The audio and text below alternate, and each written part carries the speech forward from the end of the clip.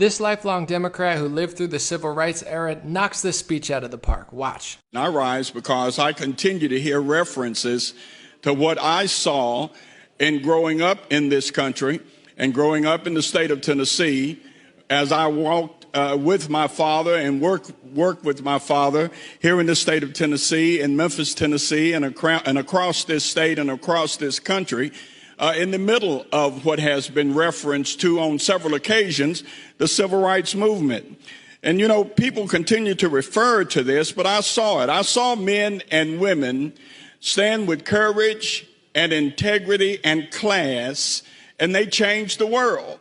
They changed the world because what the world could see in them was the lie that was being told about them. I am one of those individuals who walked in back doors because the law said I had to. I'm one of those individuals who rode on the back of the bus on the back seats that were not cushioned because the law said I had to. I went to the water and drank colored water because the law said I had to.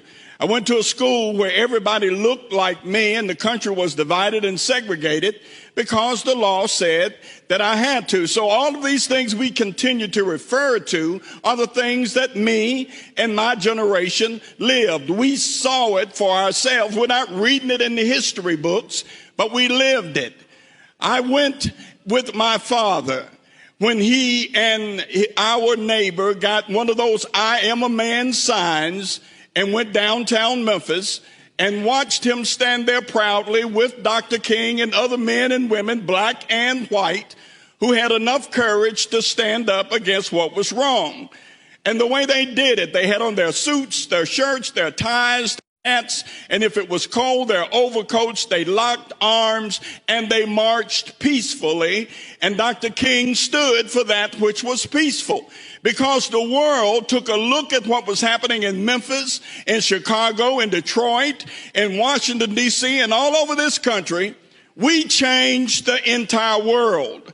And we changed it because those men and women had enough guts, integrity, enough citizenship and love of country, because my father was a Korean War era soldier, as many of those other men and women were.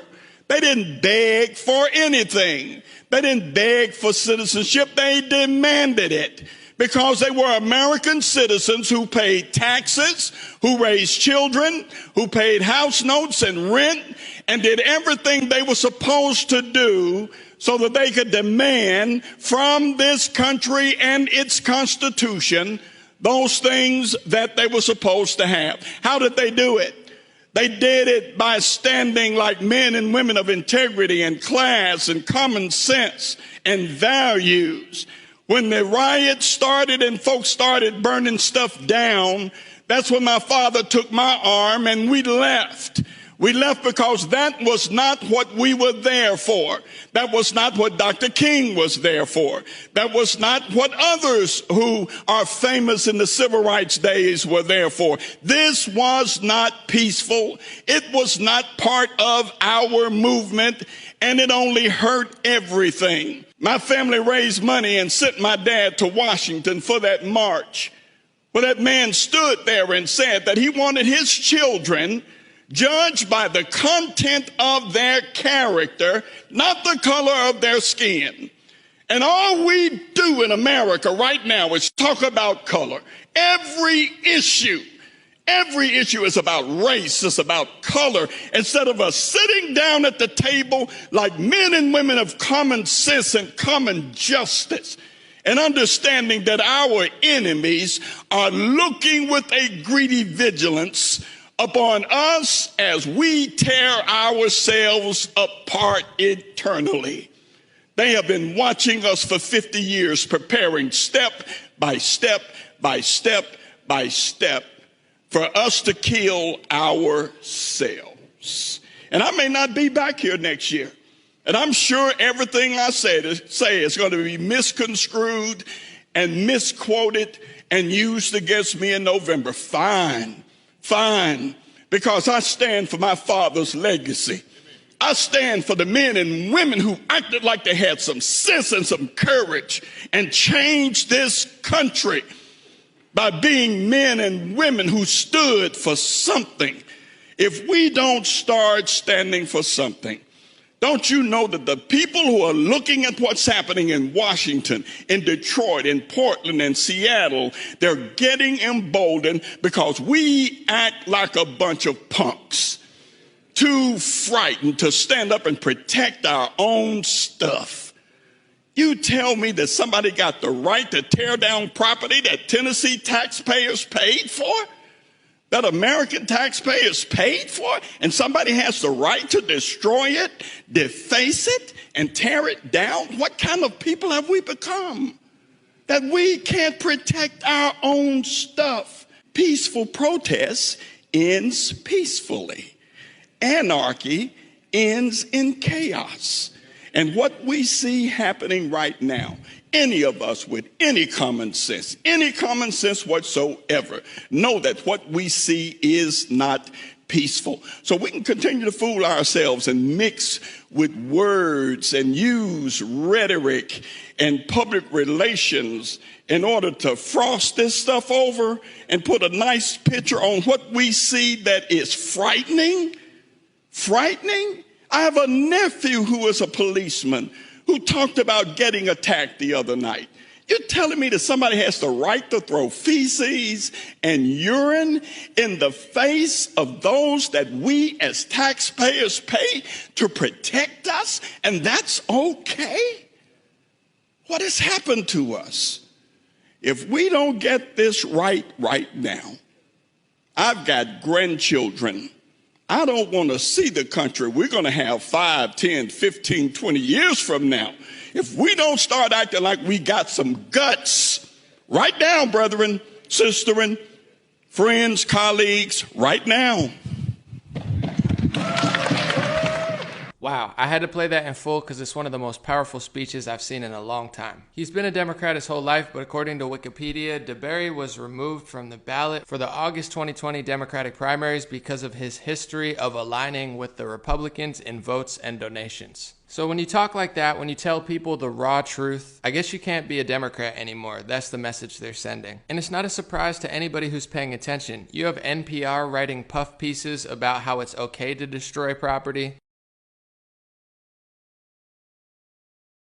In fact, it's right out of the Communist Manifesto, which I've been reading to see what they're really thinking. They want to destroy private property. That's their goal. So it's not a coincidence. In the Orwell novel 1984, they used two phrases to show you a tyrannical government who forced lies down your throat, and it was 2 + 2 = 5, and war is peace. Both of them have been propagated by the Democratic Party and the media recently. The very liberal Harvard wants you to now believe 2 + 2 could be 5. I mean, why stick to basic math? Let's just lie about that now, too. Mostly peaceful protests. They tell you it's peaceful, it's peaceful. I'm having a hard time believing that these type of people, David Dorn and this man, aren't true heroes. These are black lives, that Black Lives Matter, and these people don't care about it all. They say, we don't want to burn stuff down, we don't want to hurt anybody, we're just peaceful. But we all have eyes like John Deberry, and we can see it. Meanwhile, at the VMAs yesterday, you had Lady Gaga dressing like this. You had rap artist DaBaby standing on a cop car as the entire city burned. I like rap music, but as the media tells us we're not doing this, it must be some sort of radical right-wing group. They're promoting it in their media every single day. They're lying about it in their media every single day. They covered it up and lied about it until they realized that Trump was coming back in the polls, and now all of a sudden they say it's violent, but it's the other side. It's not us. How do you level with people that just won't tell the truth? They don't want to have peaceful protests for months on end. They've been destroying major cities. You've had a mass exodus from Los Angeles and New York City. I know because I left Los Angeles. It's disgusting, it's horrible, and it's only getting worse, and Democrats have no answer. All they do is lie. All they do is blame Trump. All they do is use their little media lackeys like Stephen Colbert and John Oliver and even NBA stars like LeBron James and Steve Kerr to carry water for them and just lie, deceive the people. So what's the solution in this country? They think 2 + 2 = 5. They think a lifelong criminal resisting arrest is a hero, and somebody that got hit in the head with a skateboard and had a gun pointed at him defending himself is a criminal. Up is down, down is up, left is right, right is left. You don't don't have the right to defend yourself, they say. You don't have the right to private property. Their political party, whether they want to admit it or not, is getting overrun by progressive socialists and communists who literally want to abolish private property. Even Instagram is promoting abolishing private property. Don't pay rent. Communism, communism. Are we not supposed to notice? And classic Democrats like John Deberry are getting run out of the party for being too honest, for being too fair, for being peaceful, for saying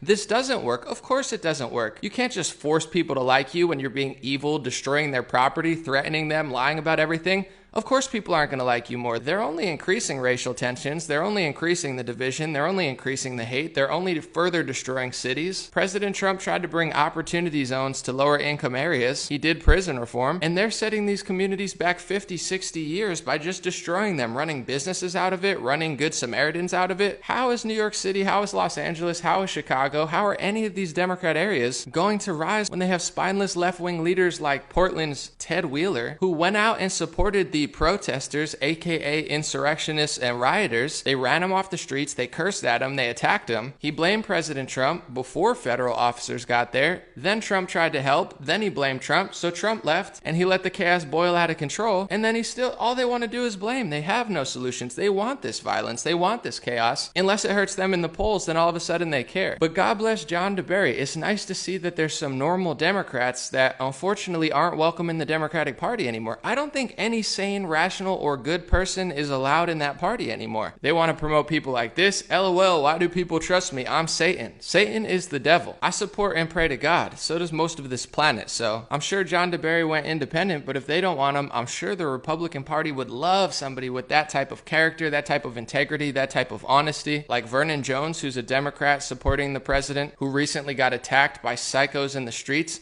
This is what they want: anarchy, chaos, war. And the ones like John who say peace, love, truth. Show people what a great person you are. Show people the content of your character. Judge people by the content of their character. All they do is race, race, race, race, race. They don't care about the content of your character because they don't care about the content of their character. They think they could be wicked, evil, nasty, hypocrites, and that's simply okay because of their political leanings, and it's not. It defies every law of God and every law of the universe that we've understood for thousands of years because it's not true. You could call it karma, you could call it what you want, but if you think you could just burn, destroy, harass, kill, threaten, ignore, and act like you have the moral high ground while you treat people like this, and this, and this, and this, like dirt, it's not going to end very well for you, me, or this country. So hopefully people get some common sense and courage like John Deberry. Thank you so much, brother. We appreciate you. Americans like you, God bless you. And I wish you success this next election, regardless of your political party. Thanks for watching my videos. Have a beautiful day. And if you like these hats, I designed them myself. DreamRare.com. Spread a good message that the world desperately needs. Have a good day.